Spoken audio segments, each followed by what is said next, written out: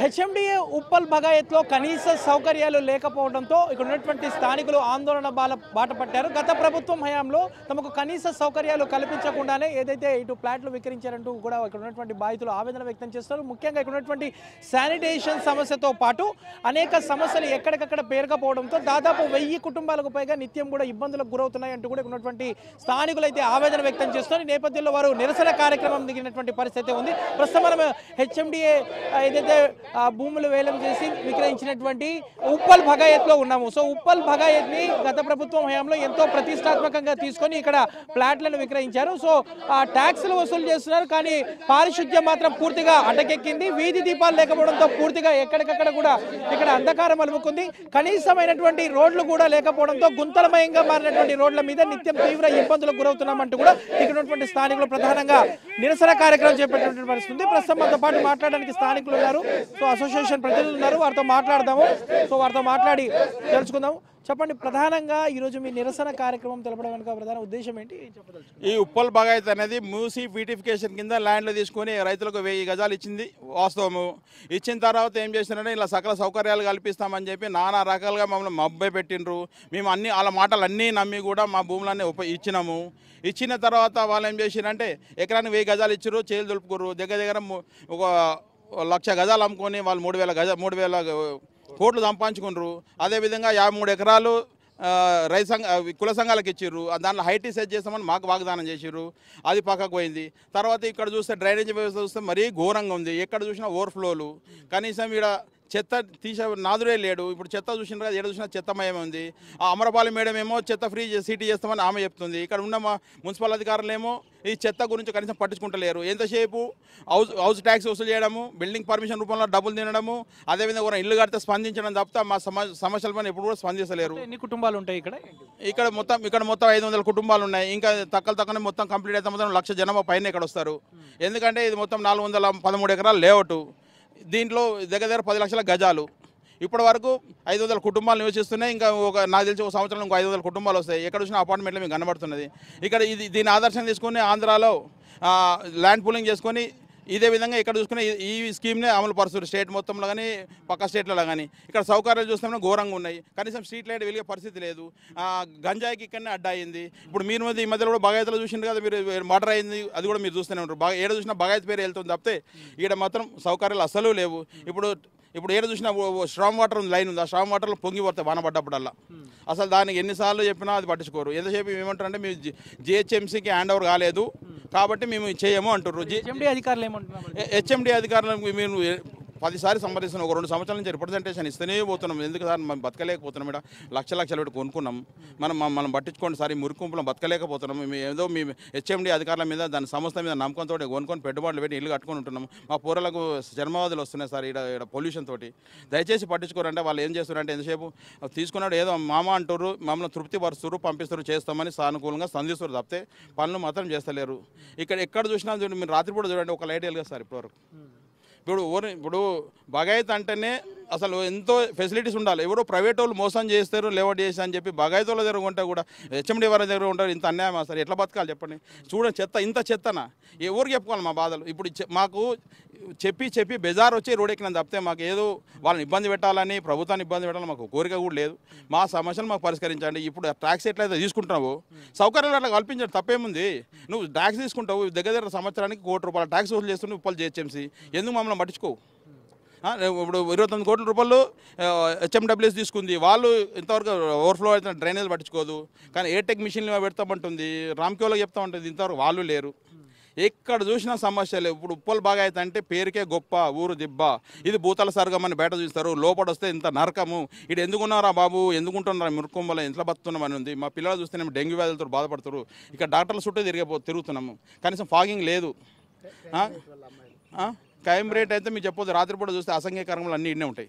ఎందుకంటే ఇవి పెద్ద లేఅవుట్ కాబట్టి, ఇండ్లు ఎక్కువ లేవు కాబట్టి అందులో వచ్చి ఇన్నే కూర్చుని ఇన్నే మందు తాగుతుంటారు, ఈయన డ్రగ్స్ సేవిస్తారు, అన్నీ ఇక్కడనే జరుగుతున్నాయి. ఏం చేసి మేము దయచేసి మీ ద్వారా కోరేదంటే ప్రభుత్వ అధికారుల దృష్టికి మీ ద్వారా తీసుకెళ్తున్నాము. కనీసం వాళ్ళ సమస్యలను పరిష్కరించాలి, మమ్మల్ని సుఖంగా బతకటట్టు చేయాలని మేము కోరుకుంటున్నాం. చెప్పండి సార్, అంటే జిహెచ్ఎంసీ హెచ్ఎండి అధికారుల మధ్య సమన్వయం లేకపోవడం మూలంగానేనా మీకు ఈ పరిస్థితి? అవునండి, ఇది ఈరోజు నిరసన కార్యక్రమం చేపట్టడానికి కారణం ఏమిటంటే ముఖ్యంగా ఇది 850 ఎకరాలు హెచ్ఎండిఏ ల్యాండ్ పూలింగ్ కింద రైతుల దగ్గర తీసుకొని వాళ్ళకు మాయమాటలు చెప్పి ఈ రోజు వరకు చేసింది. వాళ్ళు రైతులకి ఇవ్వంగా మిగిలిన భూములు అమ్ముకొని కొన్ని వేల కోట్ల రూపాయలు తీసుకుంది అప్పుడు ఆ గవర్నమెంట్ ఆ హెచ్ఎండిఏ. ఈరోజు ఇంతవరకు హెచ్ఎండిఏ నుండి జిహెచ్ఎంసీకి విలీనం చేయలేదు. విలీనం చేయాలి. ఈరోజు ఇక్కడ ఊడ్చే వాళ్ళు లేరు, స్ట్రీట్ లైట్ చూసేవారు లేరు, డ్రైనేజ్ వంగితే పట్టించుకునే వాళ్ళు లేరు. హెచ్ఎండి దగ్గరికి వెళ్తే జిహెచ్ఎంసీకి బాగుంటుంది, జిహెచ్ఎంసీ దగ్గరికి పోతే హెచ్ఎండి దగ్గరికి బాగుంటుంది. మేము ఇక్కడ ఉండే నివాసులం. ఇక్కడ మేము మా యొక్క సమస్యలు ఎవరికి చెప్పుకోవాలి మేము? మరి ఈ పెద్ద పెద్ద రోడ్లు ఈ లేఅవుట్ చూసి అందరం వచ్చినాం ఇక్కడికి. అందరం మోసపోయారంటారా? అందరం మోసపోయాం కాదండి, మోసపోతున్నాం. ఏ విధంగా అంటే ఈ పెద్ద పెద్ద రోడ్లు ఇంత పెద్ద లేఅవుట్ ఈ సిటీలో ఎక్కడ లేదు. ఏషియాలోనే నెంబర్ 1 లేఅవుట్ అన్నారు. అవి చూసి మేము ఇక్కడికి వచ్చినాము. మరి మాకు పట్టించుకోకుండా ఏదైనా చిన్న చిన్న దుకాణాలు పెడితే అవి కూడా కొడుతురు, కమర్షియల్ ఏదైనా కట్టుకుంటే అవి కూడా కొడుతురు. మరి ఈ విధంగా ఇప్పుడు సామాన్య ప్రజలకు ఇక్కడ ఉన్న ప్రజలకు ఏ విధంగా ఫెసిలిటీ ఇస్తారు మీరు? ఒక మెడికల్ షాప్ పెట్టుకోనికి లేదు, ఒక సూపర్ మార్కెట్ పెట్టుకోనికి లేదు. మరి ఇక్కడ ఉన్న ప్రజలు ఏ విధంగా బతకాలి? ఏమైనా ఎమర్జెన్సీ ఉంటుంది, ఒక ఇంజక్షన్ దొరకదు, ఒక ట్యాబ్లెట్ దొరకదు, పెట్టుకుందామంటే కూల్స్తారు.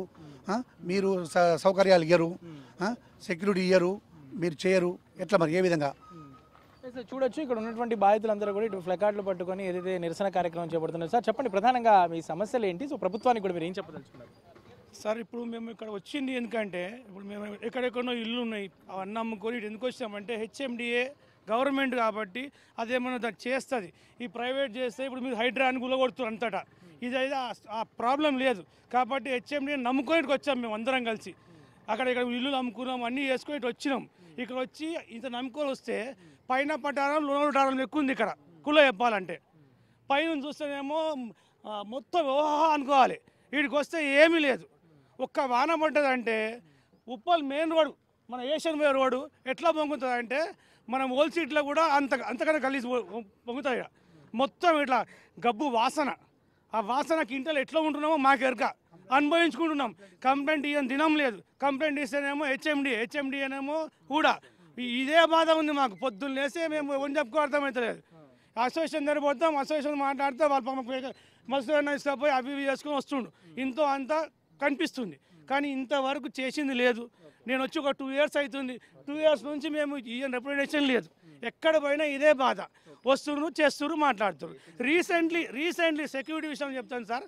ఒక అపార్ట్మెంట్ ముందు కూర్చొని ఒక 2 మందు తాగుతున్నారు అబ్బాయిలు. అపార్ట్మెంట్ నుంచి ఒక మనిషి పోయి ఇది ఫ్యామిలీ ఉండే ఏరియా, మీరు ఎలా తాగుతారని చెప్పారు. వాడు వెళ్ళిపోయాడు. రాత్రి 2 గంటలకు గొడ్డళ్ళు కత్తులు తీసుకొని ఇంటికి వచ్చి తలుపు కొట్టిండు. ఎట్లా లేపుతామని చెప్పేసి. ఇదేం సెక్యూరిటీ సార్? అదృష్టం బాగుండి ఆ పిన్లకెళ్ళి చూసి అందరినీ ఇది చేసినందుకు వాళ్ళు ఇది చేశారు, పబ్లిక్ వచ్చి సేవ్ చేశారు. లేకుంటే ఏమవుతుండే? పోలీస్ స్టేషన్ పోయి ఎఫ్ఐఆర్ అయింది. ఆ కేసు భగవంతుని దగ్గరికి ఏమవుతుందో ఇంతవరకు అయితే. ఇది సంగతి సార్. ఇది ప్రస్తుతం ఇక్కడ ఉన్నటువంటి పరిస్థితి. చెప్పండి. ఈరోజు ఈ జిహెచ్ఎంసీ వాళ్ళు హెచ్ఎండిఏలు పట్టించుకొని దుస్థితి ఏర్పడదు కాబట్టి మేము సొంతంగా ఈరోజు పారిశుద్ధ్య కార్యక్రమాలు మేము చేపడుతున్నాం.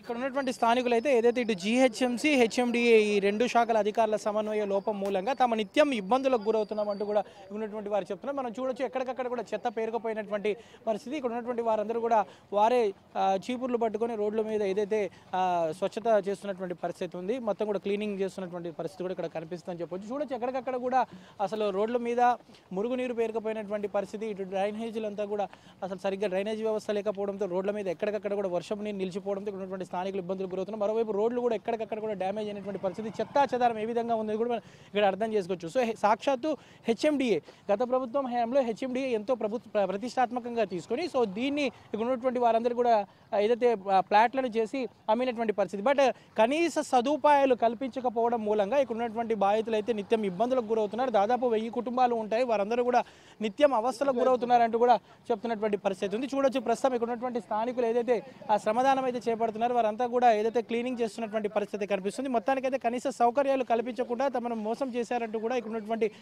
ఉప్పల్ భగాయత్ బాధితులు అయితే ఆవేదన వ్యక్తం చేస్తున్నారు. నిరసన కార్యక్రమం చేపడుతున్నటువంటి పరిస్థితి మనకు కనిపిస్తుంది. నేరుగా వారే ఇటు జిహెచ్ఎంసీ హెచ్ఎండిఏ అధికారులు పట్టించుకోకపోవడం మూలంగా ఇటు కనీసం ఏదైతే క్లీనింగ్ ప్రాసెస్ కూడా చేయకపోవడంతో వారే చీపుర్లు పట్టుకొని ఇక్కడ ఉన్నటువంటి ప్రధాన వీధుల్లో ఉప్పల్ భగాయత్లు వారంతా కలిసి ఏదైతే ఇటు చేపుర్లు పట్టుకొని ఏదైతే క్లీనింగ్ చేస్తున్నటువంటి పరిస్థితి అయితే కనిపిస్తుంది. మొత్తానికైతే ఇటు ఉప్పల్ భగాయత్లో కనీస సౌకర్యాలు లేకపోవడంతో తాము నిత్యం ఇబ్బందులకు గురవుతున్నాం. ప్రభుత్వం స్పందించి తమకు సౌకర్యాలు కల్పించాలి, లేకపోతే మాత్రం ఆందోళన మరింత ఉద్రిక్తం చేస్తామంటూ కూడా ఇక్కడ ఉన్నటువంటి వారు చెప్తున్నారు. ముఖ్యంగా ఇటు జిహెచ్ఎంసీ హెచ్ఎండిఏ అధికారుల మధ్య సమన్వయం లేకపోవడం మూలంగానే తాము నిత్యం ఈ విధంగా ఇబ్బందులకు గురవుతున్నామంటూ కూడా ఇక్కడ ఉన్నటువంటి బాధితులు అయితే తమ ఆవేదన వ్యక్తం చేస్తున్నటువంటి పరిస్థితి ఉందని చెప్పొచ్చు. జర్నలిస్ట్ శ్యామ్తో నుమానియా బిన్ ఆంధ్రజ్యోతి, ఉప్పల్ భగాయత్ నుంచి.